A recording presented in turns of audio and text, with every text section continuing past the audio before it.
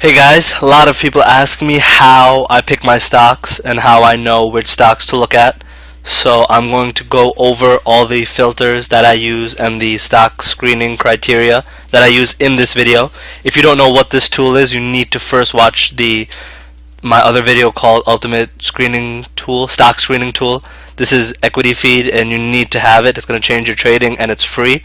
Or has a free 30-day trial, so why not try it out? Okay, so let me just go over the filters that I use. So this is the market view. This shows you all the stocks that are trading within your desired filters. So it lets you pick your markets. So all penny stock traders trade OTCBB, or I mean not all of them, but here's all the common markets that penny stock traders trade with. OTCBB, pink sheets. You don't necessarily need to trade with the same way I do. After you start trading a while, you'll find your niche. The only reason I feel that people would trade one market over another, besides credibility, or if you're following my exact strategy, is because the level 2 on NASDAQ, New York Stock Exchange, and Amex, they are read and analyzed, and they're completely different from how you should read level 2 on OTCBB and pink sheets. So keep that in mind. I'm going to do some level 2 videos. I'm still learning myself. I learn more and more every day about it because it's very interesting. It's a very insane tool that some traders don't even have access to. It's very specialized and there's a lot of tricks to it. People can hide and manipulate the tool to an extent, but you can also learn how to utilize that manipulation. But in general, just know that you can select the markets here. I use all of them because I just know the differences, so find your comfort zone, but these are the ones I use. Then stock types, whole bunch of different stock types. These are the ones I trade. Regular securities. I guess the average stock trader doesn't know this, which is pretty interesting, but the 5th letter in a stock ticker means something. So for example, sometimes when you see, like, let's look at this list real quick, F, this F at the end means that it is like a foreign company. So that's why some are 4 letters, some are 3 letters, some are 5 letters. So you should know this. I mean, I guess it's not essential. I learned it later on, and I was still making money before I knew this, but just useful information. So I only trade regular securities, stock split, delinquent, foreign ones. Foreign, again, if you're trading foreign ones, you need to understand the fact that they are foreign. That means they have different laws. So if you decide to dig into the SEC filings and read their financial statements, they're probably unaudited. They might follow different accounting principles than we do here in America. So just pay attention to that. Timothy Sykes, he shorts foreign companies all the time.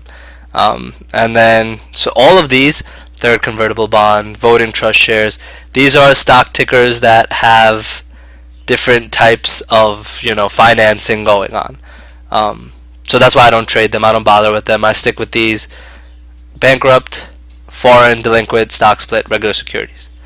But yeah, I actually got this from Tim Grattani, who's one of Tim Sykes' greatest students. Amazing trader. He made $1 million. No, sorry. He made $100,000 off of Fannie Mae last week while trading from a Starbucks. And that's the kind of money you can make while day trading. But okay, let's go on to the main thing, the filters. Here is the main meat of screening stocks. I like to trade stocks from 10 cents to $4. Sometimes I change it to $5, $3, depending on what I'm in the mood for, if I can't find, or want to look at more stocks or less stocks. Volume, you need to have you need to make sure that there's a decent amount of volume. Now, you have to realize though, with this indicator, volume, in the morning, if you're doing a stock screening in the morning, there's not going to be any shares traded. So you could click previous day and look at yesterday's date, but from that you can just do average daily volume. I make sure that the average daily volume for the last 5 days is 200,000 shares or more. So that way I know that it's an actively traded stock, it's a liquid stock, And the reason it's important for it to be liquid is because you need to be able to make sure you can buy and sell your stock when you want to. There's nothing worse than trying to sell your stock at a certain price and it taking forever, because even if the stock is going for the price you want it to, if there's not enough volume being traded, you're not going to be able to exit your position. And there's hundreds, thousands, maybe even tens of thousands of stocks and penny stocks, and only a handful of them get traded every day.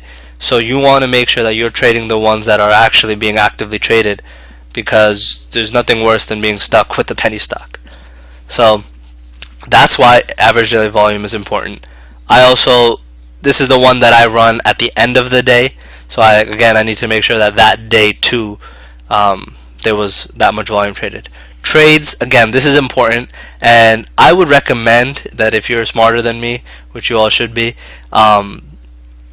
is to use dollar volume, because, for example, 200,000 shares being traded on a 10-cent penny and 200,000 shares being traded on a $4 stock are very different.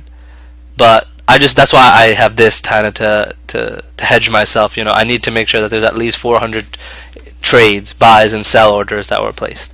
But that's what's worked for me. Those are the stocks I look at. I think that time frame, today's, you can look at yesterday's, and that's my stock screening criteria. And then I go through and I read the charts and to see how I research stocks. Watch my research a stock in 5 minutes or less videos. In those, I go through several examples of how I look at stocks and how you should too, so that you know how to trade it or not.